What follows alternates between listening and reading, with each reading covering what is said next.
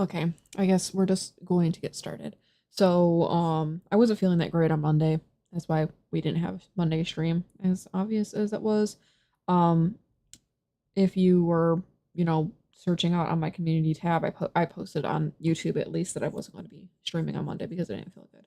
Still not feeling like the best, but well enough to do this kind of stream. Starting the stream, like prior, like when I was deciding what I wanted to do today and stuff like that, I was like having a lot of anxiety because going through like a lot of the stuff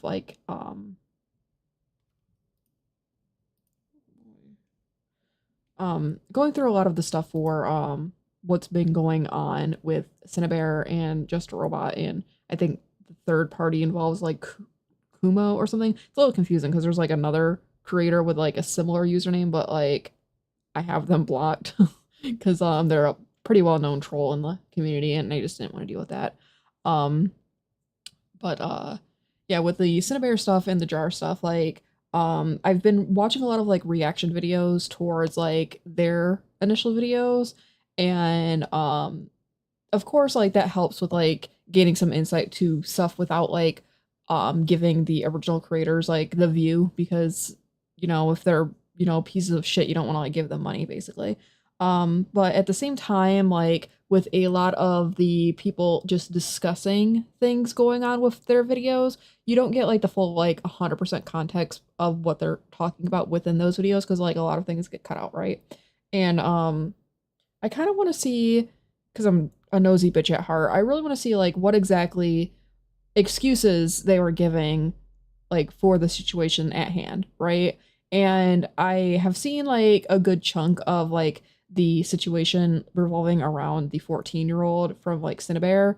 Um, but then like there's like a whole like second half of their video that discusses like I believe they go by Jack now, right?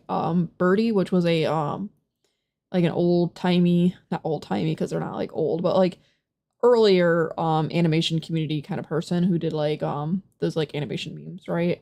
I had to like do like a little bit of research and like remember who Birdie was, and I'm like, oh yeah, I've seen some of this stuff before, like years ago when evidently they were a very small child, which is kind of ridiculous, but unfiltered like internet access and not the best parenting methods around, but okay. Um, but apparently like they were roommates or something like that, so we're gonna go into like that second part of SynniBear's video too. And on the flip side, we also have Jar's video brought up where he made it in the intent to defend SynniBear and her actions, which as we know did not work out for him. There's apparently a document going around for Jar right now accusing him of like some things with minors as well. I'm not going to go over any of the documents on either of these people in this stream just because like that's like quite a lot, right? That I just don't have the time in the stream right now. But also I don't want to like have it up on the stream in case there is things that are not appropriate for streaming. You know what I mean? Like if there's like like names not censored or like dinglings on the screen, like I don't want to get banned on any of these like platforms. So like I don't know what's in the document, so photo wise, so we're not going to like go through those. But as far as like YouTube videos go, which is what we're going through, SynniBear's, I think it was actually her second response video is what I have up right now, the one where she's denying everything, because I know that she did make like a first response where like she admitted to doing stuff, and then like white woman tears, boohoo, woe is me. Um, and then like obviously there's the second video where she's backtracking, like, wait a minute, actually, I didn't do anything. Well, I did do things, but nothing wrong, or some nonsense like that. I'm hyperbolizing like really bad here, but like the gist is that she's backtracking a lot in the second video. And then, like I said, I have the jar video up, which, if memory serves correctly for the situation going on, I think Jar actually uploaded his video first and then SynniBear uploaded this video, but I'm gonna go through like SynniBear's video first because why not, right? All right, let's just get into it, shall we? This is kind of nerve-wracking, honestly, because I already know this is gonna be some bullshit, and I'm gonna try not to like yell and scream and be kind of ridiculous because people are trying to sleep at my house, so alrighty, what oh, I also have these like sped up because I watch everything sped up, and also like when it comes to Jar's video, at the very least, Jar talks very, very slow, like very slow way of talking, and I'm like, we need to pick this up, like we don't have all day, right? So I have both these videos like ×2 speed. If they seem like too fast, like comment and I'll like put it down to like 1.5 or something like that, but like I can't go no lower than 1.5. Like we gotta get the ball rolling, you know what I mean? All right, so like I said, this is re-uploaded by this channel. I'll source the channel. This person does have like emojis in their username, so I don't know if it's going to show up correctly for everybody, but like that's who re-uploaded the video that we're gonna go over. And, yeah, I have the chat up. Okay. I was completely convinced that I was a predator and a groomer and that I needed intervention. I'm realizing I might not even have a clear understanding of what grooming is. I believed you kind of are, actually. Here, let me turn this up a little more for myself. I don't know if I need to turn it up more for you guys. And that might be SynniBear evidently talks a little faster than Jar, so we're gonna turn her down to like 1.5. Okay. Again, nerve-wracking. I groomed a child because Jack told me I did, and I believed him because I trusted him. But Jack doesn't know what he's talking about. I made my confession under duress. I fully believed I was a groomer because Jack told me I was one, but I don't believe that anymore. I am not a groomer. I did not groom Enno. It honestly feels like everyone... Here's the thing, right? I have a really hard time believing that like your roommate, because like I said, I guess they were roommates. I have a hard time believing that your roommate was just like, hey, what you doing? Oh, I'm talking to this 14-year-old. This is what I'm talking about. Oh, that might be a problem. I think that's grooming behavior. You should probably stop that. Oh my goodness, you're totally right. Let me upload all this video crying and yada yada. Like, no, like it. I'm trying so hard not to lose my cool. Like trying so hard not to lose my cool, and we're like 43 seconds into the video, but like I said, it's sped up, so we're technically like maybe like 10 seconds in, and I'm already about ready to like scream. Okay, but I know for a fact that there's some points I wanted to make when I was like watching like someone else's response video that like nobody else was mentioning, or from what I've seen nobody else was mentioning, so we'll get into it. Has their own definition of what grooming is, which is so fucking dangerous. But smart people define child grooming as the act of deliberately establishing a relationship with a child to prepare them for abuse. As an action in and of itself. Which you did do. You did that. Grooming does not have criminal penalties, but facilitation of a criminal sexual act is considered a crime. Many of you likely saw my video where I stated I groomed a minor, and I saw quite a few people point out that it's very strange. The main reason I saw was, people don't usually confess to things like this. They try to fight back against these things. But none of you questioned if what I... Which, in fairness, now you are fighting back against those things. This all could have been resolved, right? If the moment that this person, this 14-year-old, was messaging you, gushing and raving and, oh my goodness, you're my favorite creator, yada yada, that's nice, kid. They continue to pester you some more, like, oh my gosh, you're my favorite creator, here's some fan art. That's nice, kid. They continue to pester some more, and they're starting to like up the ante. Hey, I don't really feel comfortable with this. Can you stop? They up the ante. They're messing with you some more. They keep messaging you. Okay, I'm afraid I'm gonna have to block you because I'm setting a boundary. It's obvious I don't want to respond to you. You know, like don't get me wrong. Like, I think it's okay to thank your fans, right? Because in the case that like this kid like approached SynniBear, hey, I'm a big fan of yours. Here's all the stuff that I did for you, yada yada. Thank you very much. Have a good day. You know, like you don't want to be like rude off the rip, right? But it's when they continue to like, as SynniBear put it, like they continue to like pester and message over and over again. Like there should have been a point in which SynniBear put her foot down and was like, you're a child. I don't want to talk to you. Plain and simple. But as we all know, like it just it continues.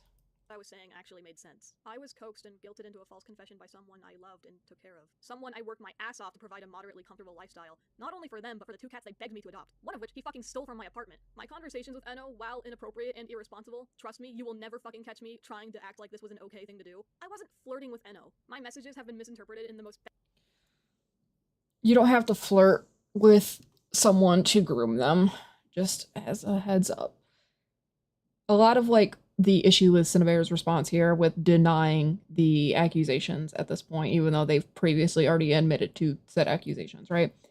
Part of the issue is that they try to like do a lot of like semantics with the definition of grooming, which a lot of people have pointed out, right? But like their big thing is like, oh, I wasn't romantically interested in Enno. I wasn't flirting with Enno. I wasn't trying to have a relationship with Enno. Like none of that matters. This isn't about romance. It's not about flirting. It's not about any of that. The point of like doing this kind of behavior towards a child is about like the power and control, right? For instance, they sent them that comic and literally had them read that comic out loud. That was a power stance. They wanted to see, like, SynniBear wanted to see this person's reaction to their comic, right? So even if they don't like interpret it as a power stance against this kid, that's what ended up happening.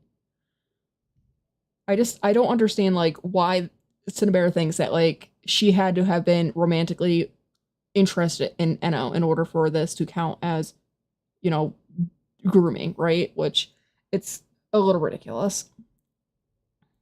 bad faith and malicious manner possible. Now that I'm having to sit alone with my thoughts for the first time in a really long time, I've been able to reflect on everything. And I've realized that I was very misled by Birdie on many things regarding psychology and psychology-related subjects. I looked to Birdie for any and all information on these subjects because it was their, quote, special interest, and I figured he'd at least know more than the average dumbass. But I've started to realize that the answers he gave me on mental health subjects depended almost entirely on what was most convenient for Birdie. Here are some actual qualifiers for what constitutes as grooming, as is listed by a simple Google search. Isolation of the child, building the child's trust, inappropriate.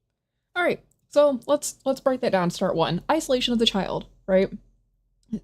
SynniBear is going to go on and say that she wasn't isolating a child because the child was already isolated and only talked to like 2 or 3 people, right? Which I think that is that's already bad enough. Like if you were already previously aware that this child had like a poor support network, like I don't understand why you would like continue this behavior. But I digress, because as we know, like, you know, abusers and everything, they don't care, right? But I think that SynniBear is also misinterpreting like the isolation part, because isolation doesn't only have to mean that you're separating the child from their support network, right? In terms of like being jealous of who they're hanging out with, or telling them like don't talk to your family, or you know, things like that, like trying to convince them that like maybe their family is abusive when it's not, that kind of stuff, right? What a lot of the isolation tends to be is actually just what SynniBear was doing outright, like the private DMs, like the one-on-one conversation. That it in itself is isolating the child, because nobody else is seeing that conversation. It's a private conversation between the 2 of them. Communication, which includes asking for secrets to be kept and using sexual language that the child may not understand, and educating the child on the subject, buying gifts, giving the child special attention, singling out the child to make them feel more mature, special, or different from other children, showing particular interest in the child, victim selection, and substance misuse. I did not isolate Enno. Okay, so SynniBear checks the box on most of those things.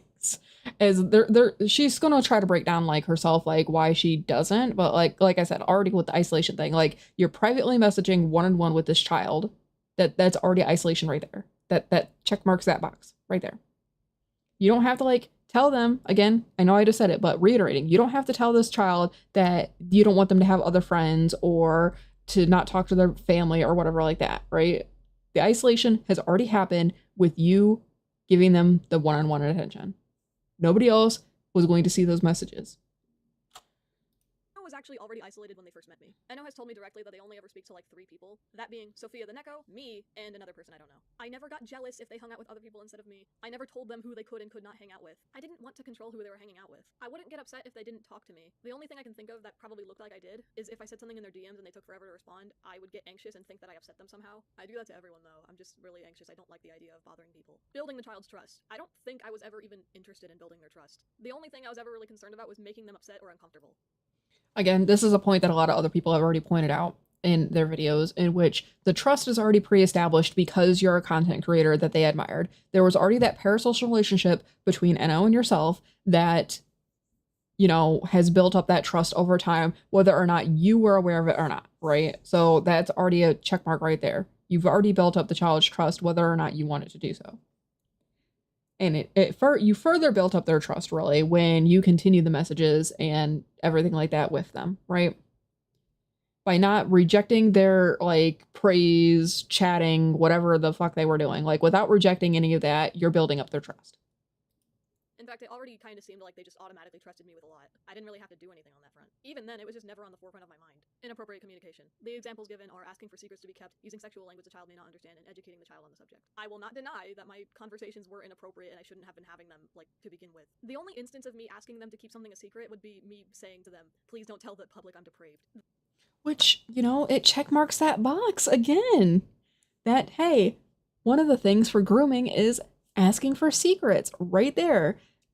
Don't tell the public I'm depraved, right? I know that, like, in the context of their conversation, right, is like, don't tell the public that I'm into, like, these sexual fantasies that, like, you know, she was discussing with this child. But then that in and of itself, if that would have came out, like, at any point, like, hey, why are you talking to this 14-year-old like that? You know? So already it's like, you literally ask this kid to keep the secret of your conversations. And you don't see the trying to remain calm. People are sleeping. I can't scream.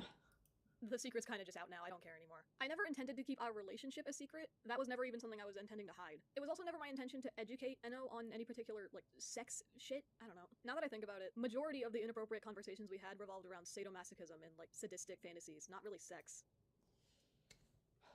So that is another thing that, like, SynniBear here is attempting to, like, take very literally, like, the educating someone about sex bit. Like, I know SynniBear's logic is, I never tried to educate them about, like, the birds and the bees and penis and vagina, that kind of stuff. It was about this thing instead. Then list off things that are inherently sexual kinks. Like, you were educating this person about that stuff. You were desensitizing them to sexual things in nature. And just so frustrating. Okay. Sex was definitely brought up, but it was never my intention to educate Eno about it. Buying gifts or giving gifts. Didn't do that. Eno actually made, like, a shit ton of... Okay, so you did do that, actually.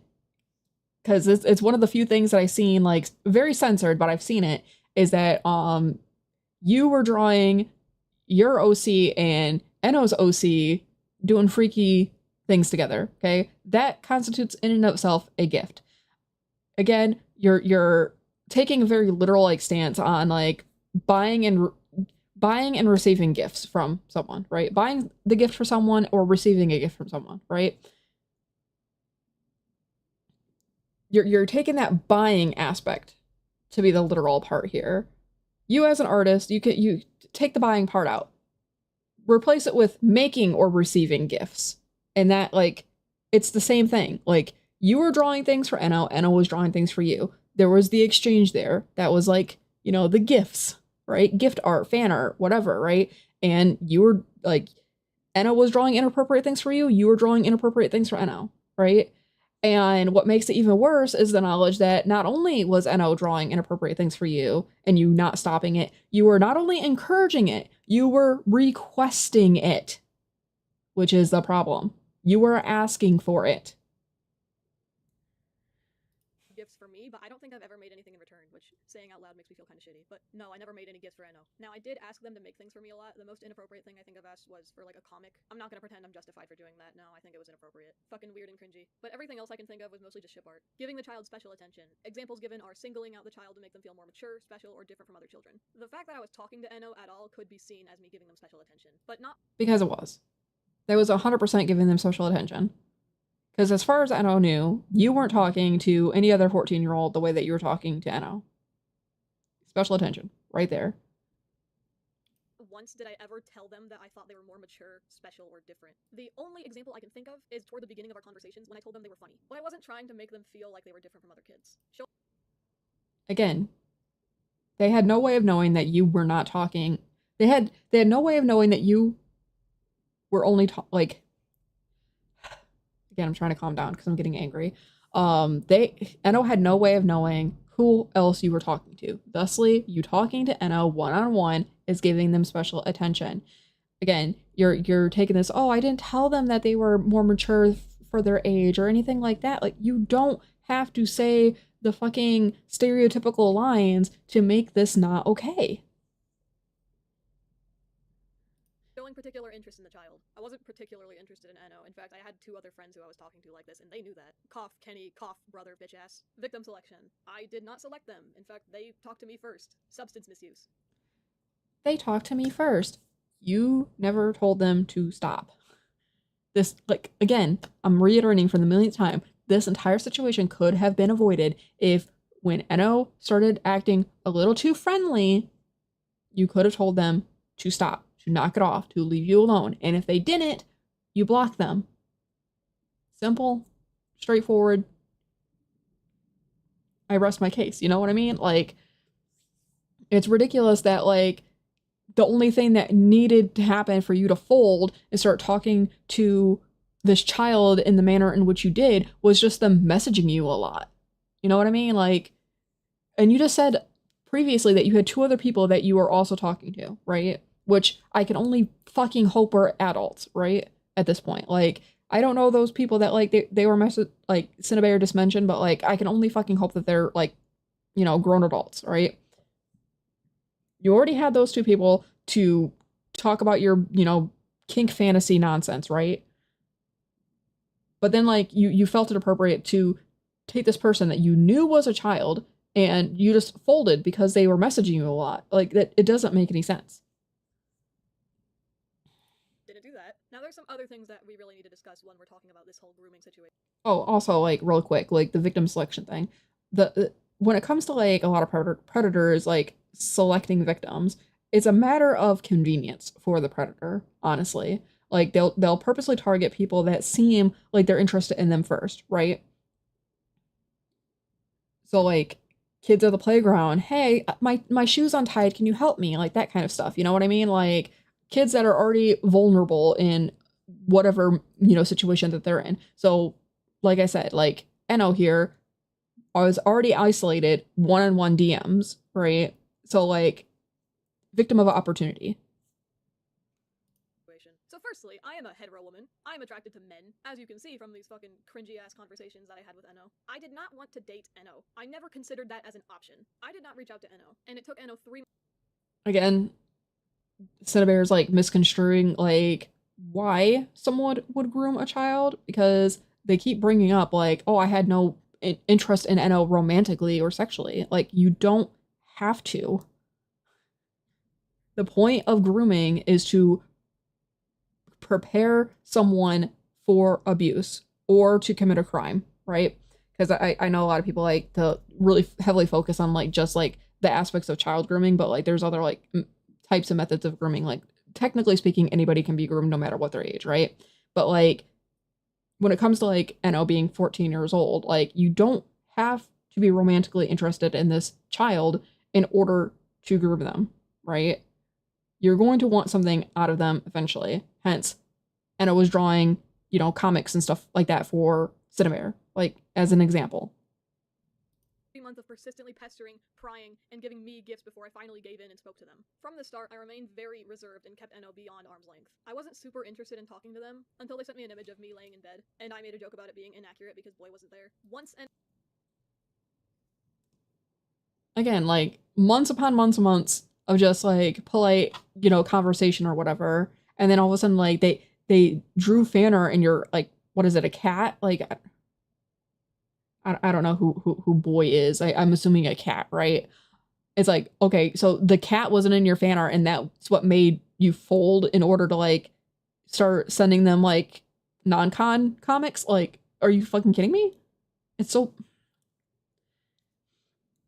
it's beyond stupid, like again, just thank you, have a good day, end of conversation. Hey, I don't really feel comfortable with you talking to me, you're a child. End of conversation. Like, Nano started indulging in my very strong autistic infatuation with boy, that's when I started talking a lot more. And as okay, I gotta go on the BRB screen. My husband needs help with something.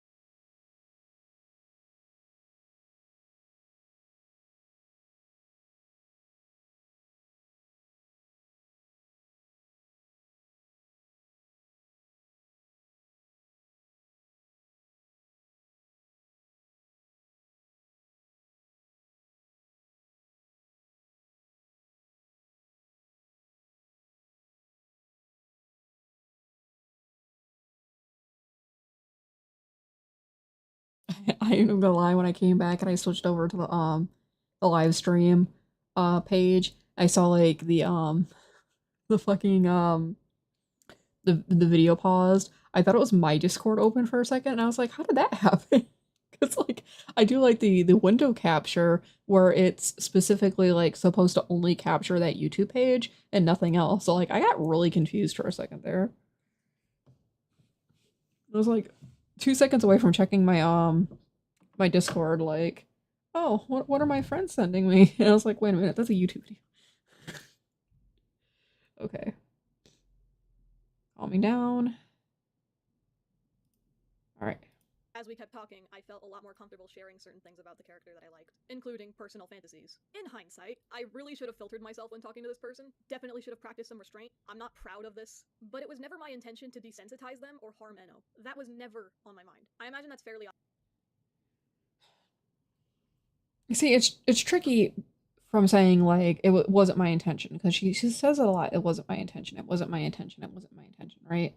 But like again, like maybe it's because like I don't understand like sending someone like, at least someone that like I can only presume you've never met this person in real life. I would fucking hope at this point. But like I can't imagine sending what amounts to pretty much a stranger on the internet, like the kind of things that SynniBear was sending Endo, you know? Like I know that there's like some people that want to make like certain arguments that like, oh, because I think Jar mentioned it in his video, but I can't be sure because I haven't like watched Jar's video in its entirety. I think someone made this point in like a response video to Jar's video. But like there is a point to like saying that like you got too comfortable because you're not physically like there in front of this 14-year-old in order to see, hey, this is a little kid I'm talking to, right? Because like I know there's like a matter of perception when you talk to certain people online, because you don't have a real person sitting in front of you. You just have text on the screen. So like sometimes, yeah, it could like be out of your mind that you're like talking to, you know, a child. But again, reiterating, as soon as you knew that this was a child that you were talking to, before it even got to this point, you should have been rejecting any advancements in the conversation, especially when it seemed to shift tones at any point. Like I'm not sure like who started like the kink banter back and forth, right? Was it like specifically like was it specific SynniBear like starting to send like the inappropriate like messages, or was it Endo, right? Regardless of who sent the inappropriate messages, right? If it was Endo that started it, SynniBear should have shut it down immediately, right? And then like it goes to further show like the issues with SynniBear's conversation if she was the one that started sending the inappropriate things first. I can understand like a slip up, right? Like, oh, forgot you're a kid, I guess. Like, even though that's still fucking shitty, right? Like, one slip up, whatever. Okay. Continuing the conversation over and over and over and over again. That's like, there's intent behind that, you know? Like, it's so frustrating. It's beyond frustrating, really.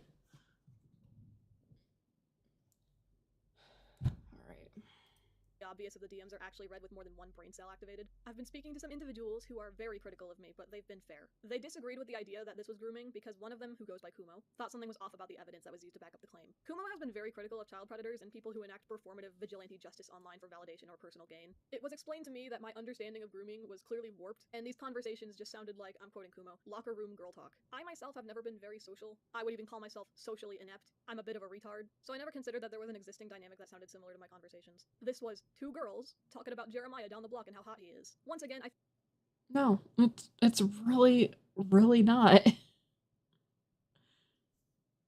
Because I'm sorry, like two people in the locker room at like the school or the gym or whatever, they're not sharing, you know, porn with each other, you know? Like, and if they are, that's a little weird. You know what I mean? Like, they're not discussing non-con with each other. That's fucking weird. And then it's a matter of like, okay, in your context, who's Jeremiah that you think is hot, right? Is this another adult that you're talking about, or is it another child? Like, You know what I mean? Like, it's such a fucking stupid analogy. I feel the need to make this painfully clear that I am not excusing how I talked to Enno. It was inappropriate, it was irresponsible, it was negligent, and I shouldn't have done it. I regret it a lot. I should have made the responsible choice and stopped these conversations before they even happened. But I Yeah. know for a fact that this was not grooming. None of the previous qualifiers can be found in my DMs with Enno because I did not groom Enno. My therapist doesn't even think I groomed Enno. And the obvious rebuttals to that could be, well, we don't know what Cindy was saying to the therapist. What reason do I even have to lie at this point? I came into their office specifically. Like, listen, it doesn't necessarily matter what you were saying to your therapist, right? It'd be really fucking weird for your therapist to shit on you. You know what I mean? Because that kind of defeats the purpose of going to therapy, right?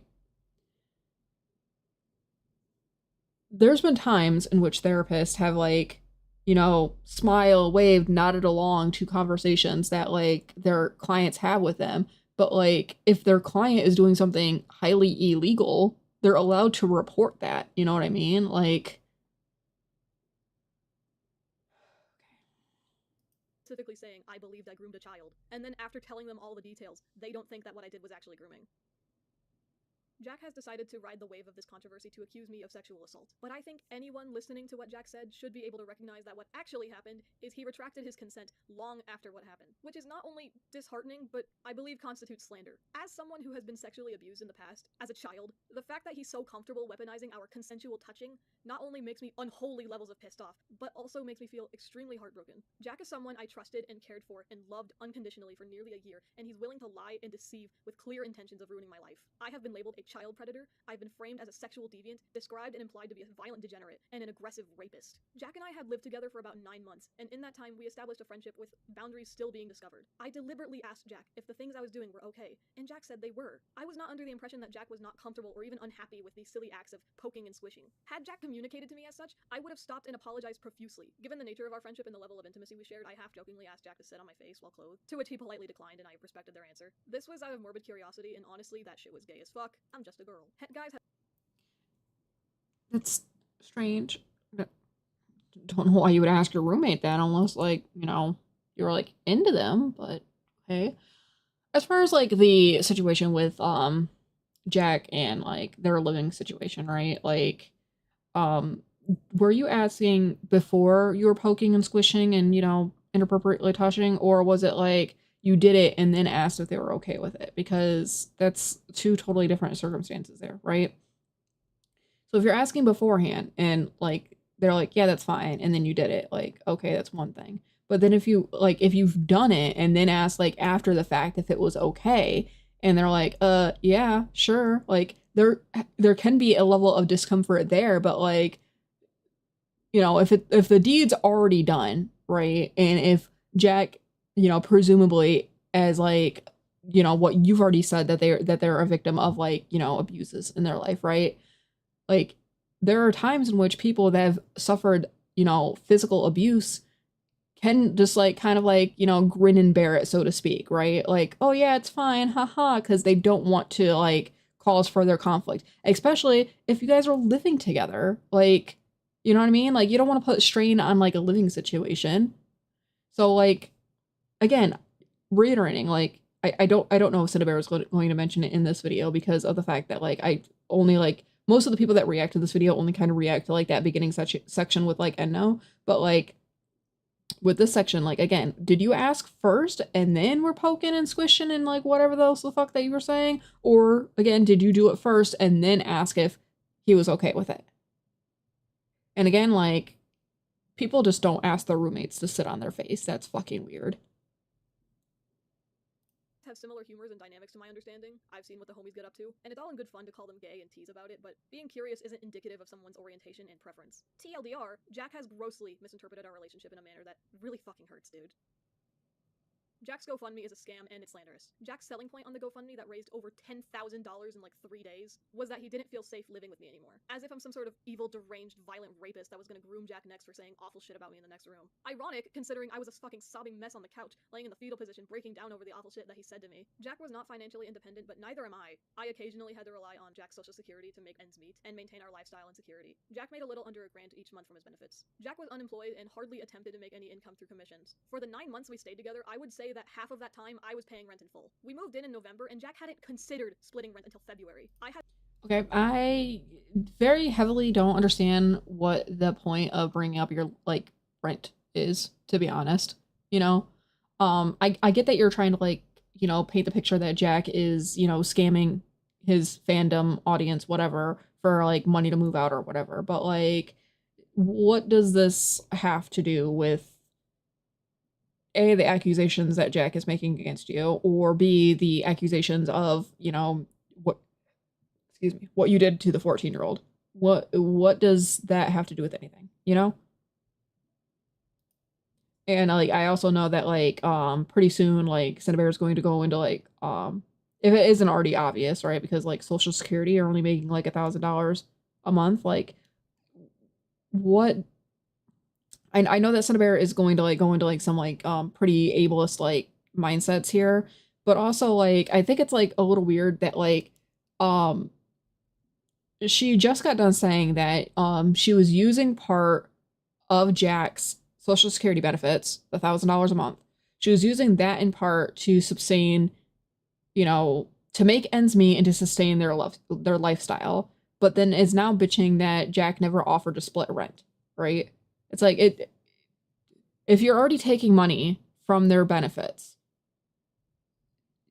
can that not go towards the rent? You know what I mean?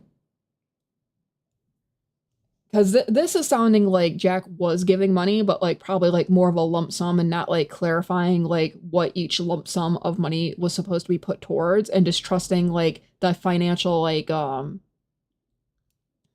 word, like basically trusting SynniBear to pay the bills with the money that Jack was giving her. You know what I mean?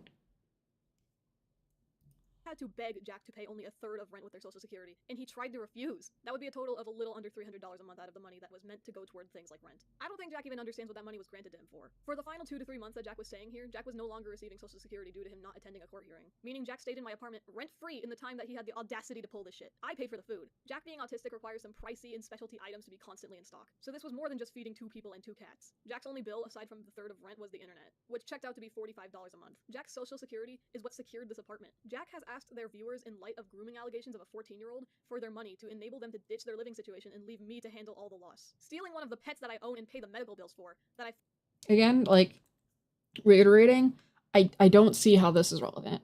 Of course, like, if something like this is happening, right, where you're being accused of inappropriate conduct with a minor, right, and Jack wholeheartedly believes that this is true, that you are being inappropriate with a minor, I do not blame Jack for wanting to get the hell out of Dodge and move out.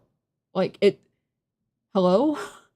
Who wants to live with someone like that they believe is a predator? You know what I mean? Like, and again, like the little like, snide like, oh, they need specialty food and it was really expensive. Like, excuse me? Again, don't know why you're bringing that up. It's kind of dumb. Fed and took care of. To make matters worse, Jack has tried to ruin my life in many different avenues. Jack has isolated me from my only real-life friends and socially engineered my coworkers against me. Jack has made a public spectacle about this and ruined my reputation, to the point that my family heard about it. My fucking brother heard about this situation at school. Jack has gone on Twitter and wished me more than death. I will go more in depth on that later, but he's publicly celebrating my downfall and interacting with people who make art depicting violent and cruel acts on me. And he and everyone else feels justified doing this shit because pedos are bad. Speaking of, the fact that he feels so comfortable calling me a pedophile when he knows what I've been through and he knows how I respond to those topics is driving me up a fucking wall. He should know damn well that I'm not a pedo. He is way too flippant using this life-ruining word. It's disgusting. I have learned in light of this situation. Okay, so if you are 100% convinced that, this is slander, this is defamation, ruined your reputation, and in turn have ruined your income because, getting paid through YouTube, yada yada. If you're so convinced, find someone that will work for you. What's the word? Like, I think it, like, around here we just call it pro bono, right? But I know that's not the correct word. But basically it's an attorney that will work for you for free until you win the case, right? Do that. If you are so convinced that this is defamation, this is slander, this is a lie, it's ruined your reputation, it's ruined your source of income, yada yada, or even like your work. You said that like your coworkers at work heard about this or whatever. I don't know if that's caused you to be fired or just like unpleasantries in work or whatever. Get a lawyer. If you are so convinced your hardest of hearts that you're in the right here, waste your money, get a lawyer. That I have been surrounded by the most deluded and dishonest lunatics I've ever met. A group of people that are part of a wider issue, where you can say or do the most heinous acts to someone, so long as you call them a bad person beforehand. Whether they are or not seems to be debated after the fact. My confession was false, and the people... The only point that I will give SynniBear here, which is the most loosest, lukewarm, fucking soapy ass water point here, is that I agree that like you shouldn't be like dogpiling and harassing people just because like oh, I knew that they were bad all along, that those kind of people, right? Because I guarantee that's most of the people that are like doing bad things right now, right? Such as like drawing like the violent depiction of like SynniBear like being decapitated or some shit, right? Because I think that's one of the things I've unfortunately seen floating around. Or like any death threats that she might be receiving, right? Or even like potential doxing, because like I know Kiwi Farms is very popular for doxing, right? I haven't checked, you know, because I don't give that much of a fuck, right?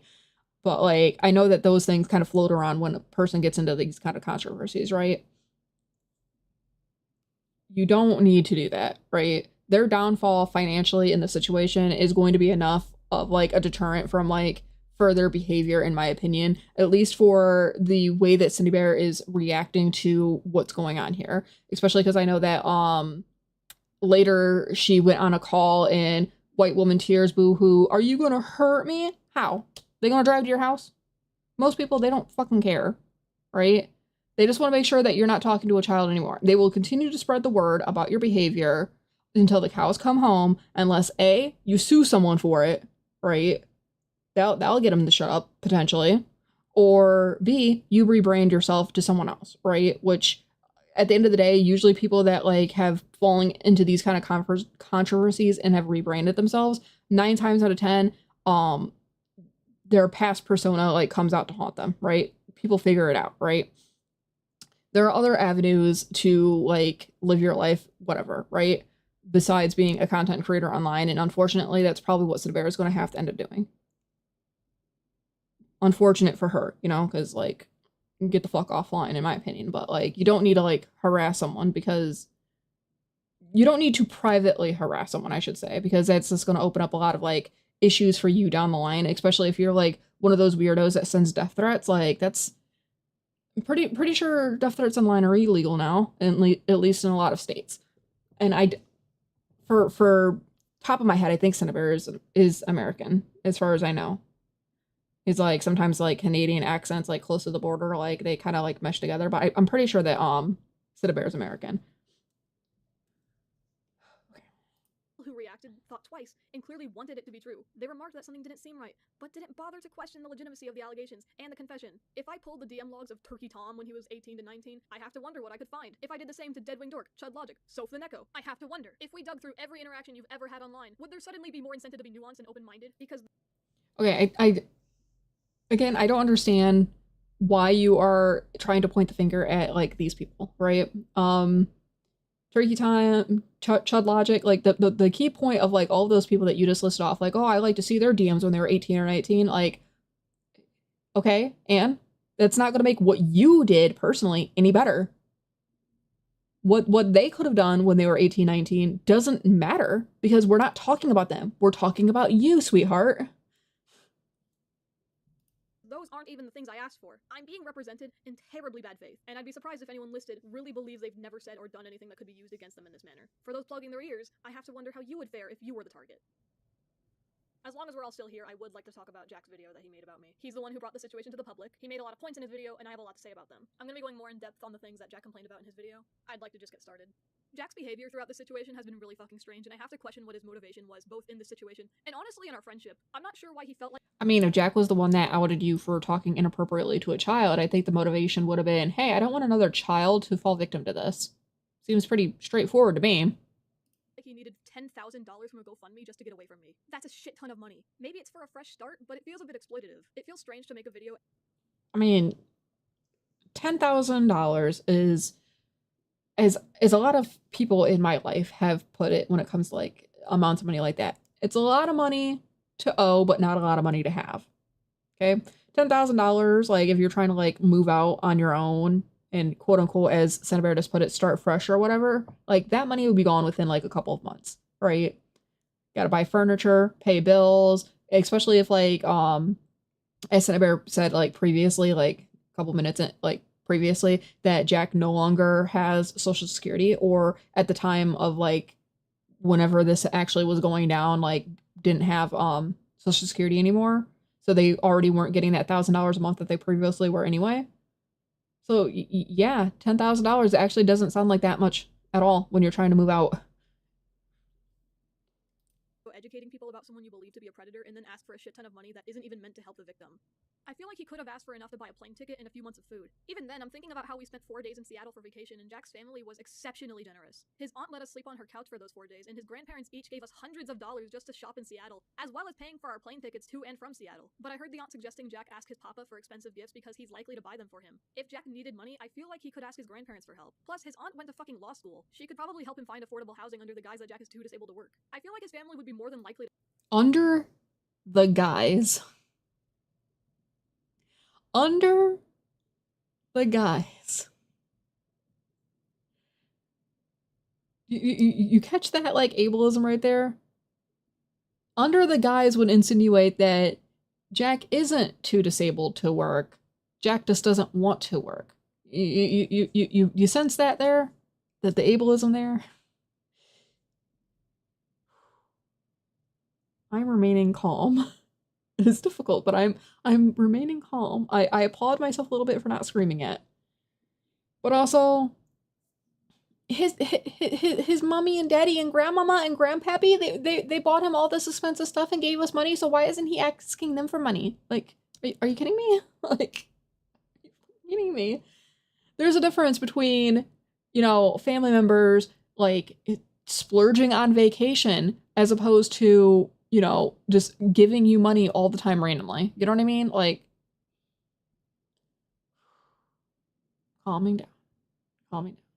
Listen, at no point in this am I trying to, like, say that, like, Jack is justified for making any sort of, like, GoFundMe for raising money or whatever, right? That's Jack's business. He can do what he wants, right? I don't care one way or the other. I agree that, like, it makes sense that Jack would want to move out given the allegations against SynniBear, especially if what I think was going on, you know, tinfoil hat, what I think was going on was that SynniBear was really touchy-feely as a person. Whether or not it was appropriate or inappropriate is whatever, right? I think SynniBear is a very touchy-feely person in person, was, you know, poking, squishing, hugging, you know, whatever to Jack, and when sensing that Jack was uncomfortable with the situation, then asked, "Are you okay?" Like, you know, and then Jack, not wanting to further escalate any issues with their living situation, was, haha, yeah, sure, you know. That's what I think was going down with their living situation. So now with the allegations of SynniBear doing inappropriate things, you know, messaging and everything with minors, I understand why Jack, who also was a content creator, I don't know if, like, he's still making money through YouTube or not, but I know that, like, he had the YouTube channel. Jack, as a content creator, probably wants to get away because, A, you don't want to be around that kind of person, right? Touchy-feely and you're not comfortable, you don't want to be around that. You don't want to be around someone that has all these allegations against you, right? And you especially, like, furthermore, you don't want to be around, like, someone because right now on the internet, there's this bad mindset that being around someone or affiliated with someone in whatever minute way means that you're guilty by association. That's what a lot of, like, people tend to do. And the reason why that happens, especially with, like, the art commentary community, the ECC, is because, like, unfortunately, a lot of people within this community are children themselves. They can't process, like, the more nuanced aspects of, you know, they can't process in grayscale. They see everything in black and white, right? Oh, you live with a predator? You must like that predator. You must excuse their behavior. You know what I mean? Like, it's not how it works, for the record. Like, sometimes you just are put in unfortunate circumstances, right? But when it comes to, like, a lot of, like, thinking online, it tends to be more black and white. So I understand from all of those points, Jack wanting to move out and get the fuck away, right? I know that they made, like, SynniBear tried to make the point of, like, oh, Jack was, like, doing this selfishly, got all this money, and didn't offer any help towards the victim or anything like that. As shitty as this might sound, this might be a really controversial take. It's not Jack's job to make donations towards a victim, right? In the perfect world, you would want to help a victim of any sort of circumstances, right?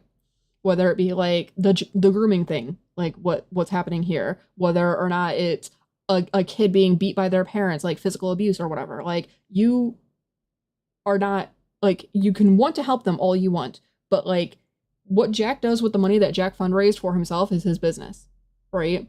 If he specifically said on GoFundMe, this is my funds to move out into my own house to get away from SynniBear, like, I'm pretty sure when it comes to like raising money through a crowdfunding site like that, you have to use the money for its intended purpose that you list off, if I'm not mistaken. I think that there's some like TOS or whatever to try to like dissuade people from using funds for other purposes other than the thing that they listed off, right?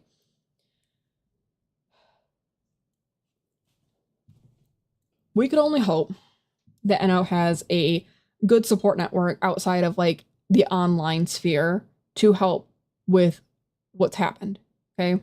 And I'm hoping all the best towards Endo and coping with this, learning to like cope with this, because I know like if you've never been in this kind of situation, like sometimes it's very jarring and you don't know like what to do about it. You don't know like where to seek help and things like that. So I'm hoping, again, all the best with NO, and hopefully that he has, or she has, they have some sort of support network outside of the internet in order to like talk to like trusted, reasonable, good adults to help. To help him, since Jack keeps framing the situation as an emergency. He needs to get away from SynniBear's right now! I've also seen plenty of people questioning the use of the panty and stocking designs on his GoFundMe page. I actually asked him that too, because he showed me the page when he made it. I asked why he was using a picture of the two of us, and his explanation was that he just threw it all together. I didn't push any further. I saw a lot of people also pointing out that it was weird to include the panty and stocking animation. I kind of agree. It's strange that in the video where you're warning everyone about SynniBear 3, the predator, the freak. I'm not a freak, unlike Synni. You include an animation of me dancing on a stripper pole and taking off my panties. Jack claims I sexually assaulted him, which is just not fucking true. In his video, he shows a screenshot of me losing my mind over the fact that he was saying I assaulted him. This, plus the fact that Jack admits to consenting to me touching him, should have tipped y'all off that he was talking out of his ass. Touching back on, Synni's, like, sexual assault towards me, I'd like to preface this by saying this is gonna get kind of graphic, so I'm sorry. On a daily basis, she, like, makes comments when I ask, like, how big and squishy it is and how she wants a boyfriend with an ass like mine, and she would constantly slap it and grab it. And I'm gonna be honest, I consented to this because I've never had an IRL friend before, and I didn't know what kind of touching was and wasn't okay. And, like, I also consented to her, like, touching my boobs. And, like, I guess, like, this stuff is fine because I consented to it, but there's stuff that she did that I didn't consent to. Like, she would often poke me, like, in the ass or, like, on my crotch and, like, make jokes about fingering me, and, like, I told her not to do this, and I said no multiple times, and I would even, like, scream if she did it, but she did it even as recently as, like, a few nights ago, I think. I still have my doubts about, like, my feelings about this because, like, with that thing, I didn't continue to say no, and I confronted Synni about this, and she said she thought I was joking when I said no, which I have a recording of, but... Oh my god. You should never, ever, ever take a no as a joke. What the actual fuck? Again, I'm trying to remain calm and not scream at the top of my lungs. What would ever make it appropriate to poke your roommate in the crotch? And, like, taking, like, Jack's word here for it, like, might have consented to, like, occasionally to, like, a boob squeeze or, like, a butt squeeze or something like that, but never consenting towards, like, that other stuff. Like, who was out here just poking their roommates in the crotch? Why? For what reason? So yeah, I would safely say that that is sexual assault. And then, like, the whole, like, oh, I thought that you saying no was a joke. Like, no. Unless that's something that you two have previously established in the past that can happen, you should never take someone's no as a joke. And even, like, in my guys, like, even if I had previously established with someone that, like, oh, occasionally I might say no as a joke, you know, like, it's stupid for one. Like, even if, like, someone told me that, if they said no, I would still just fucking stop. Like, trying to remain calm. But I'll show the recording later. Yes, I did make a lot of comments about Jack's ass and how big and squishy it is. I've smacked him on the ass, I've grabbed his ass, I've even used his ass as a pillow. I've played with his breasts, and I've always asked if what I was doing bothered him or made him uncomfortable, and he's always said he doesn't mind. He doesn't care. It's fine. He says he didn't consent to me poking him in the ass or in the crotch, which I have to say, I don't know if he ever made it explicitly clear that he didn't like me poking him in the ass, and I do genuinely feel bad if I was. He didn't make it explicitly clear he didn't like that. Like, did he ever give you explicit consent to do that? Again, who is just randomly out here poking their roommates in the ass or the crotch? Like, it makes no fucking sense. Making him uncomfortable by doing that. I say in the recording he took of me, by the way, I had no fucking idea I was being recorded. I tell him I thought he was joking when he told me no. There's a lot of things that I do to Jack expecting a specific reaction because he makes funny noises. I would often grab his face and squish it in my hand and he'd make a murr sound, and I thought it was funny. I would hold his nose closed, and when I let go he would inhale really hard. Funny. I'd pinch his double chin and he'd say, "Oh, my gizzard." Funny. When I poked him in the ass, he would scream. Not a guttural scream, like it would be easy for me to assume that he was scared or upset. It was like a silly scream like, "Ah! Ah!" Last time I remember doing this though, he didn't react at all. He was playing with Swerp on the cat tree and I poked him in the ass and he didn't react. He just kept playing with the cat. He didn't even flinch. How am I supposed to know that you don't like what I'm doing if you don't tell me? If you told. Why don't you just not touch people without expressed consent prior to touching people? Like, this is kindergarten basics 101. Keep your hands to yourself. Sit on your carpet square. Like,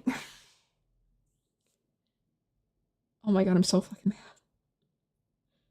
And this whole, like, oh, I used to do all these things just to get a reaction. Like, are you fucking 5?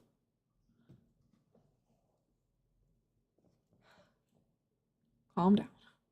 Told me before, then it wasn't really clear. You gotta be explicit with me. I'm autistic. I'm stupid. He says I poked him in the crotch, and I have 2 memories of doing this, and both times I immediately apologized afterwards. I poked him in the gents on accident because I was trying to poke him in the ass and I went too low, and he told me, "You poked me in the veg," and I apologized profusely and stressed that I didn't mean to. I poked him in the pubic area once and then immediately asked if it was okay to do that, and to be frank, I don't actually have a clear memory of his response. I don't know why. This isn't something I do regularly. That's why I had to question if I actually did that in the recording.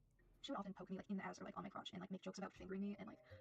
Sometimes when I poked him in the ass, I would say, "Star finger," because I thought it was funny. He brings up the fact that I asked him to sit on my face. I do understand if he's upset that I would ask him to do this. It's a sexual situation in nature, and he declined for that reason. If Jack doesn't like that I was willing to ask him to do that, he has every right to be upset. What he doesn't have the right to do is revoke his consent of me touching him and claiming I sexually assaulted him just because he doesn't like me anymore. That's pussy shit. And I'm gonna be honest, I consented to this because I've never had an IRL friend before and I didn't know what kind of touching was and wasn't okay. My brother in Christ, you are an adult. You choose what touching is okay. There is no rule book. Jack admits in his video to not looking over the evidence, which just irks me, dude. Your best friend is being accused of a bunch of shit, and you can't be bothered to look over any of it, or even fucking get someone else to look over it for you. The original addressing SynniBear 3 document is a fucking joke. I'll get to it when I get to it. But the information he got from me directly about the doc was me ranting about some of the dumbass points I saw while I skimmed through it while I was at work. There are some things that are definitely worth criticizing me for, and I'll get to those, but most of it was so unbelievably stupid. If you started to doubt me, why not have someone else relay the information to you at least? Like, what about Laurel? Correct me if I'm wrong, but I don't think I should be responsible for relaying this information to you, especially when I was at fucking work when this was happening. You gotta find this shit out on your own. No, I have not been mooching off of Synni. I have actually, like, I've helped pay rent every month. I've helped pay for groceries. I've given Synni money for gas. I've paid for a lot of her things. Like, I have not been mooching off of her, but I was not mooching off of Synni is a wild statement considering how much I was doing for you. We were living together for almost half a year, and I would say half that time you were staying in my apartment rent-free. The first few months we lived together, I was paying the rent in full, and I had to fucking plead with you to pay 1/3 of the rent. Not half rent. I offered Jack pay 1/3 of the rent because his benefits paid him half of what I get paid. I had to fucking drag it out of you, and you whined about it. You haven't paid rent for the past few months because your benefits were revoked. I cook, I clean the apartment, I do the dishes, I do the laundry. You sometimes clean the litter boxes when I ask you to. I drive you to your appointments. I pay for your medicine. I take you on car rides when you're sad. I buy you ice cream every week. I have to fucking bribe you with ice cream so you'll get out of bed and go to Social Security to try to get your benefits back. I was taking care of you, and it's fucking wild that you have the audacity to paint me as a monster and call me a pedophile when you should know that isn't fucking true. I've always been by your side, as long as you were willing to get better. I stood by your side when the internet still hated you and thought you were a groomer. I stood by you when you drew over the Borderline 12 shooting memorial. I am heartbroken that you threw away our friendship as soon as it wasn't easy being my friend, when I have done everything for you. You are a fucking coward. Not only would I call you a moocher, you're also a thief. You stole my jewelry, the fake nails that our mutual bought for me, and you took our fucking cat when you don't have a stable housing. I genuinely believe you should bring Squirt back to my apartment because you cannot take care of her on your own. You can't even take care of yourself. This isn't me being Someone's mad. Jesus. Listen, all this didn't need to be online. It didn't. Like, I understand to, like, a degree that, like, Jack brought, like, some of it online by, like, saying that, like, oh, he wasn't mooching or whatever. And, like, but all of this other stuff, like, everything that SynniBear is doing for him, or was doing for him, I should say. The stealing the cat bit, I buy you ice cream every week, like, okay. It's like, whoa. I think that at the end of the day for this video, we're 22 minutes in of 36 minutes, right? I think at the end of the day, this video was less about addressing the grooming accusations, because even in that section in which SynniBear was trying to fail to, I should say, debunk the accusations against her, she time and time acknowledged that what she did with Enno was inappropriate and not good and not, you know, okay in any shape and yada yada, right? So, and like out of this entire video, that section has been like the smallest, right? Because like I said, we're 22 minutes into a 36-minute video. So I wholeheartedly believe that this video was less about addressing the accusations of grooming, because there's only so much you can say when you're then going to like admit that, yeah, I did bad things, you know? Just because you don't check mark every single box with like what is grooming, you know, checklist, doesn't mean that you didn't groom someone. It's like saying that like you have to check mark every single symptom of an illness in order to have that illness. It's not the case, you know? As long as you check enough of something on the list, that's like the more bigger indicator of like the thing, right? And like I was saying through my like little commentary of the beginning here with the addressing the grooming things, right? SynniBear pretty much check marks like everything. The only thing that like is kind of iffy was that like substance abuse thing, but like I'm pretty sure that SynniBear like mentioned at some point, or Jar mentioned it in a video later or something like that, that like Cinny was like high or whatever, taking like gummies or something like that during like some sort of situation involving a child or whatever, which I don't know if that's what you would constitute as like the substance abuse or whatever. I think when it comes to like the grooming aspect, I think like it would like insinuate like substance abuse for the child or something like that, but I'm not like 100% positive on that aspect. But again, you don't have to check mark every single thing on a list in order for the thing to qualify to relate to you. You know what I mean? And like I said, rounding back to like my original point here is that like the addressing the grooming allegations part has been so small and minute in comparison to like the rest of this video, which I can only imagine that the rest of this video is going to extend out and probably talk more shit about Jack for like the remainder of the video, right? This video was a response to Jack and everything that Jack was saying about Birdie on his video, behind the scenes, and things like that. This is a I'm pissed off at Jack video and not a clearing my name video. Malicious and trying to take your cat from you because I'm upset with you. I don't think you can take care of her. And if you try to make the argument that I forgot to feed her a couple times when I left for work, I knew that they would be okay if I didn't feed them as soon as I got up because you were always home. I have to work all day while you sit on your ass at home and draw. You also begged me to get these cats. You should be willing to contribute to taking care of them by feeding them and cleaning up after them, especially when you're always home. Jack brings up my obsession with Boy. Let's talk about Boy. Something that keeps getting brought up is the fact that I'm simping over a minor's character. Okay, who fucking cares? The character is an adult. That is what matters. Sock is uncomfortable. Okay, so there's that clarification, I guess.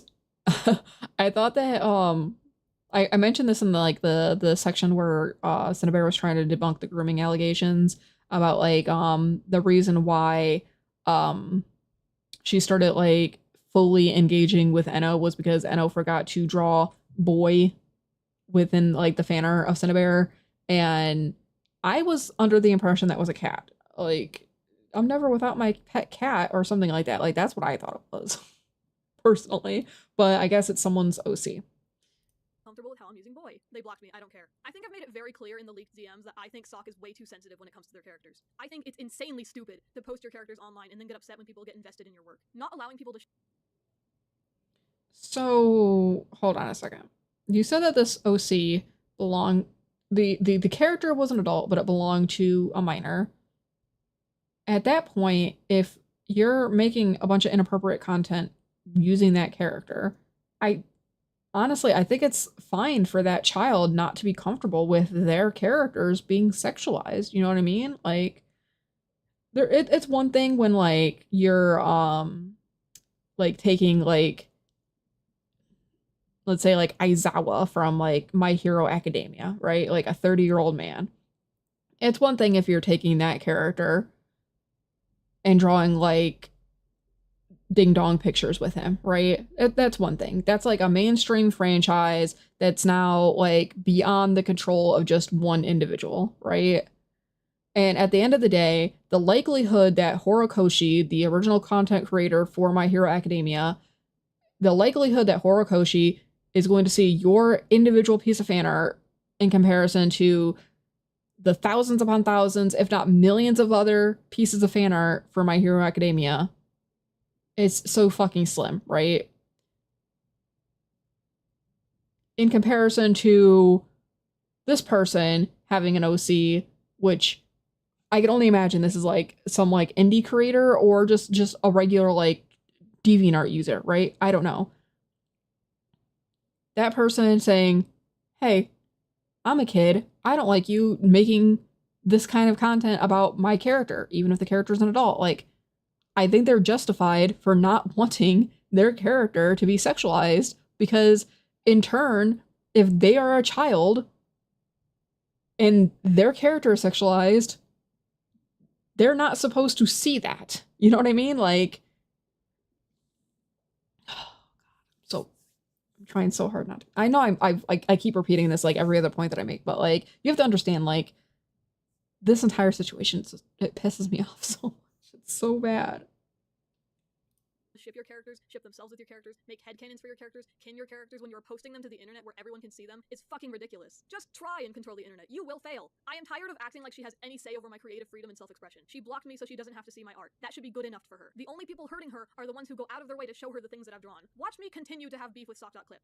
Before I get into my biggest concern, here's some smaller critiques that Jack had about me. He had an issue with me talking about sex AIs in my 13+ server. This is actually something I believe was a problem. I shouldn't have talked about it in my server. That was irresponsible and cringe. And you know what? Someone did actually DM me saying that I shouldn't have been doing that, and I agreed with them and didn't do it again. I believe I contemplated making like a public apology within the server, but my mods told me not to. I don't have any evidence of this because the server was deleted and I didn't know how to export the files. So take what I say with a poke in the ass. Boop. Jack says it would have been better if my server was 16+, and I will be honest, I don't know about that. You'd prefer if I was talking to 16-year-olds about which bots I can fuck? See, Jack is under the impression that 16+ is an appropriate label for sexual content, and I was under that impression too for the longest time. I think it's because the animation art community often use 16+ on sexual or suggestive content, and that's the community we grew up with. Realistically, it's still weird. Why even take a chance at the age stuff, honestly? If I ever make another Discord server, it is going to be 18+ with precautions to prove your age. This shit is annoying. Jack was upset that I was sexting an AI bot while he was laying on top of me. I wasn't like touching myself or anything, but to be honest, I can see why this would upset him. I'm not gonna act like Jack was being irrational by getting upset that I was sexting an AI bot when he— I don't understand sexting someone in the presence of another person in general, regardless of your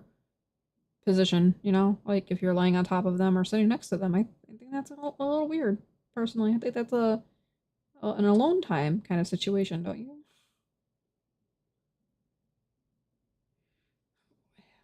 And then, like, the entire thing about, like, oh, if I make another Discord server, it's gonna be 18+ only. Like, it still doesn't negate any of the behavior that you had previously. he's trying to spend time with me. I do find it weird that he's upset that I would hide my DMs from him. He pushed to see my DMs at some points and I didn't want to show it to him. He admits that he knows I talk sexually with a lot of my friends, so I don't know why he didn't just drop it, especially when he's hidden his DMs from me when he was talking to his partner or even to Laurel. It's a strange thing to complain about. I don't feel safe here anymore after learning what happened. I completely understand if my actions have made Jack trust me less, and he doesn't want to support me. I'm annoyed because I did that for him, but I'm not entitled to his presence in my life. I think it's odd that Jack insists that he's in danger to some extent by staying with me. Do you think I'm gonna get you? Do you think I'm gonna hurt you? Genuinely, how are you in danger by staying with me? I've established how what I did wasn't sexual assault. You don't get to Like I said, it's the guilt by association thing. Like, even if, like, under, like, the weird circumstance that, like, Jack is 100% completely safe around you, right? Which, again, you've mentioned numerous times that you like to, like, do things just for the sake of getting a reaction out of him, which I wouldn't feel safe in that situation personally, but, like, that's just me. Again, the black and white thinking, right? If Jack knew about all these allegations against you, with you effectively being, like, run off the internet and being canceled and yada yada, and, like, people know that, like, Jack lives with you and Jack decided to stay living there instead of getting the hell out of Dodge, like, regardless of whether or not he could afford to leave, right? Someone out there would vilify him for it. Simple fact. revoke your consent. It really feels like he's making the situation about himself. Literally nothing he's done has been in the interest of protecting Enno, and a lot of his behavior has actually put Enno in danger. Not only does he and Sophia not censor Enno's name in their videos like I was trying to do in mine, Jack included Enno in a section in his video, and he leaves in her Discord tag so any random motherfucker can contact them. Anyone! If that's not bad enough, the document that shares our DMs, the one that Jack made Enno make for his video to come out, it doesn't just expose my kinks and fetishes. You're exposing that Enno likes this shit too, because Enno can be seen responding positively to a lot of this. People can use this information to prey on Enno. Enno would have been... Which, for the record, Enno being 14 shouldn't have an opinion on sadomasochism. Jesus Christ. Like, the fact that you're not acknowledging that, like, which I get that, like, previously one of the things that, like, SynniBear was trying to, like, say made it so that she wasn't grooming this kid was that, like, she wasn't trying to educate Enno about, like, the, you know, sexual nature things, right? You don't know that. You know what I mean? Like, for a 14-year-old, you do not know what they do or don't know. You know what I mean? So, like, you, like, sending a bunch of, like, sadomasochism stuff to this 14-year-old, like, who already has this parasocial relationship with you, who idolizes you because you're their favorite content creator or whatever, right? You don't know how much of that world that they were already exposed to previously. And if they were reacting positively to the things that you were sending, it could very well have been not because they were aware of it and liked it, but because you're their favorite fucking content creator. Of course they're going to respond positively to you giving them attention. Kept safer if this entire situation was handled privately. Jack. Not only that, but Jack has caused people to attempt to contact Enno's parents, which freaked them the fuck out. None of this is being handled responsibly. Nothing he's doing is helping the supposed victim. I don't think he even really cares if I'm being completely honest. The way Jack has been treating me makes no sense to me, and I want to talk about it. He was insisting that this needed to be public, and he needed to have the first word. I made my apology video faster than he did, and he begged me to wait until his was done uploading, because according to him, people would attack him because they'd automatically assume he's on my side. So I waited for him to finish the video before I could upload mine. I was extremely emotional at this point in time. I was crying all day, and I felt so sick that I had to take the day off work. I overheard him recording for his video, and I heard some of the things he said, and I went into a blind rage. That's when I sent him this text. I was furious, and yet later on I went back to apologize because Enno told me I shouldn't send stuff like that to Jack because it was only driving him further away. Here's the thing, which we just got a snippet of it here, right? That, like, very brief little, like, sentence at the end there. You're still in contact with this fucking child. After all of the, like, being exposed for everything, you're still talking to this fucking kid? Are you kidding me? Do you not see the fucking problem with that? Is it just me? Assume he was in a GC with Soph and Enno, and he must have sent them the text that I sent. Later that night, I came into his room and tried to reason with him and get him to stay with me, but he wasn't having it. I told him that I would do anything if he would stay, whether that be giving him my passwords or letting him look over my DMs with Enno, but he didn't want anything from me. I would have given anything to prove that I was willing to get better for him, and he made it clear that he needed to leave. I asked how long it would be until he left, and he didn't. I asked if I could just be with him and cuddle with him because I couldn't stand being alone. He said yes. I laid next to him and I held him, sobbing while he worked on the animation loop for his video. I watched him draw it. I remember asking why he was putting so much effort into an animation loop for a video that he insisted needed to be out as quickly as possible. I don't remember what his response was. That night, I took him to get Panera, and the whole time, he was acting so normal. It was like nothing was wrong. I remember while we were waiting for our food, I broke down crying again, and Jack told me, if it bothers you that I'm acting normal, I'm just really good at masking. He got a Red Bull, I got food too, but my stomach was in knots and I couldn't eat anything. We watched Rick and What a fucking fan fiction type way of telling this story, am I right?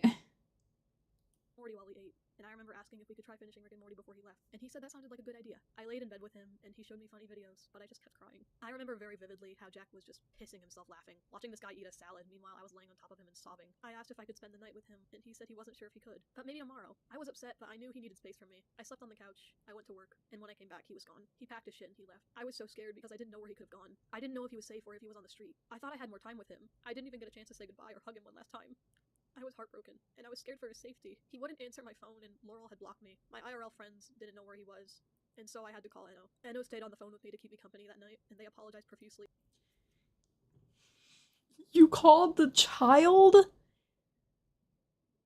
You are distraught because your friend and roommate left you because of inappropriate contact with this child, and you think the best course of action to get comfort because you're so distraught that your friend fucking left, you think your best method of being comforted is by calling the child?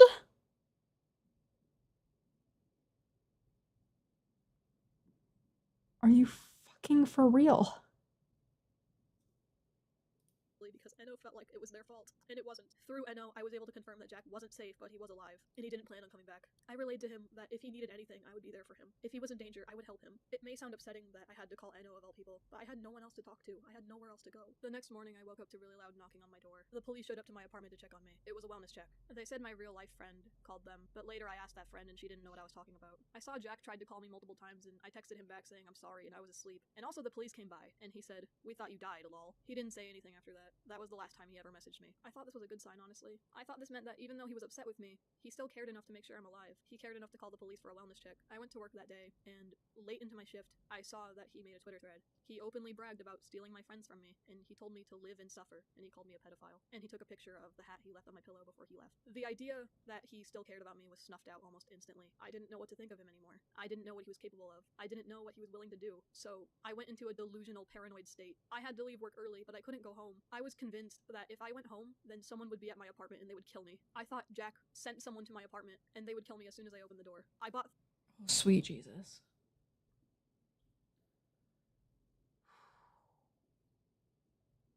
I'm glad that you acknowledge it was a delusional, paranoid state.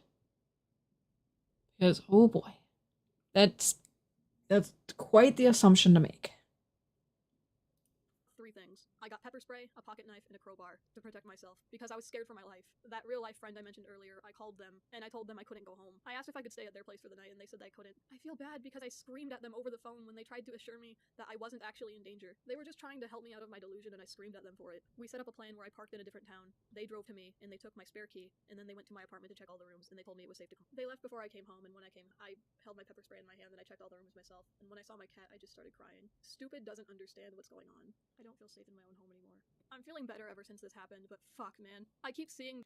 Alright. Change the locks. That'd be step one. If you're having, like, the paranoid delusions that, like, someone's gonna be after you because your roommate moved out. You can start by changing the locks, and if, like, you live in an apartment, so you gotta ask permission to do that, like, contact your landlord or the building manager or whoever, you know, explain the situation. You know, leaving out the allegations against you, obviously, but, like, you can explain the situation. Hey, my roommate moved out, yada yada. They still have keys. I think they're gonna come rob me or something like that, you know? There's step one, right? And then you can get a camera doorbell. Step two, you can get multiple camera doorbells, in fact, and install them on your windows if that would help you, you know? Not that that matters in this fucking situation, because this is literally like you were upset that your roommate moved out and you crashed out, you know? The things that Jack posts on Twitter, and it just makes me feel sick. It makes me angry. The fact that I thought he cared about me. I thought he loved me. And he says this awful shit publicly. Fucking victory lapping around me. Encouraging people to make hateful art about me. Talking about stealing my intellectual properties for himself to use. Knowing that I can't say anything about it. Because the internet fucking hates me. Trying to silence me once he found out that I was making my video. I can't help but think that he wanted me to kill myself. I love him so much. But I can't help but feel like I was used. I did everything for him. I loved him. And I thought he loved me. And I feel like he wanted me to kill myself. He's taken everything from me, and he's laughing at me. He's mocking me when I Oh boy. Oh boy. Again, like I said a couple minutes ago, because this is sped up, right? The beginning half, not even half, the beginning, like, 1/4 of the video was addressing the accusations about the things that happened with Enno, right? The rest of this has been Jack screwed me over. And now we're getting, like, the breakdown at the end here. You're in therapy. Go talk to your therapist. Okay? Strategy 1. Okay? Like I said, call your building manager. Get the locks changed. If you're that scared that not Enno, but Jack is gonna break into the house and, like, kill you in your sleep or whatever, which not gonna happen.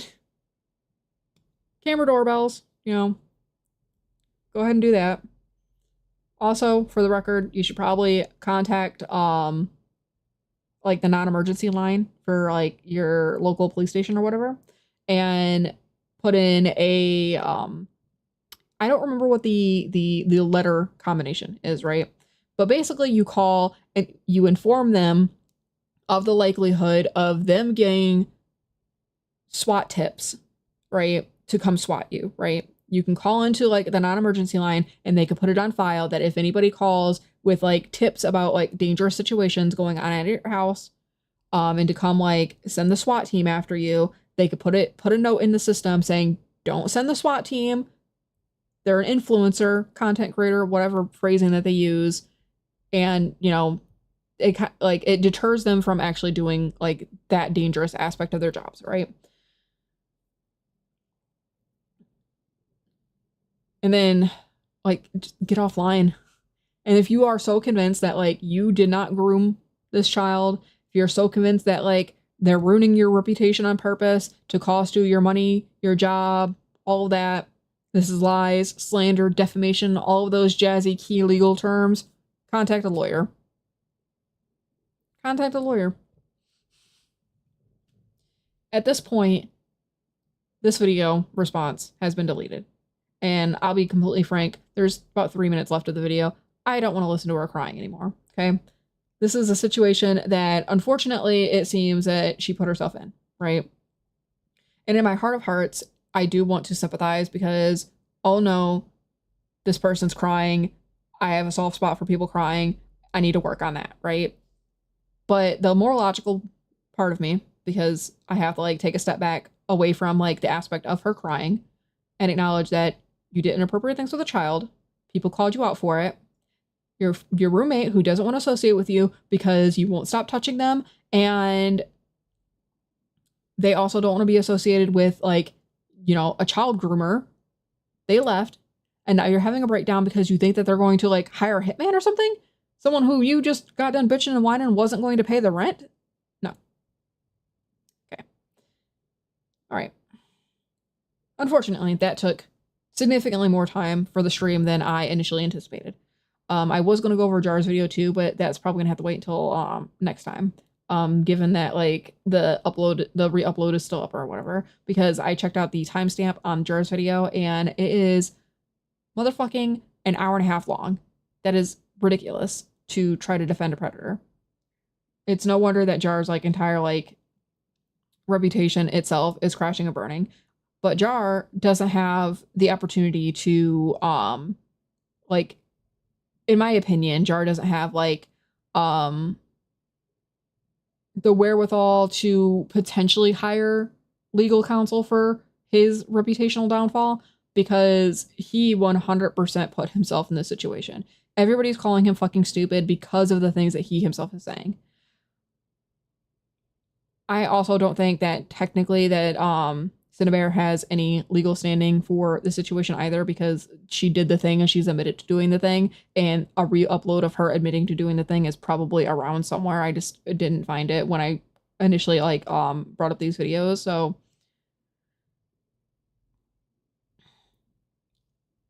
yeah, I'm actually going to end the stream here because originally my thought process was to doodle some while reacting to things, but then like I got too caught up in like being pissed off at this fucking video. So we're just gonna end the stream. I hope everybody is having a good night at least. The world is shitty, but like you don't have to contribute to that shittiness, I guess. Be safe, everyone, please, and have a nice night.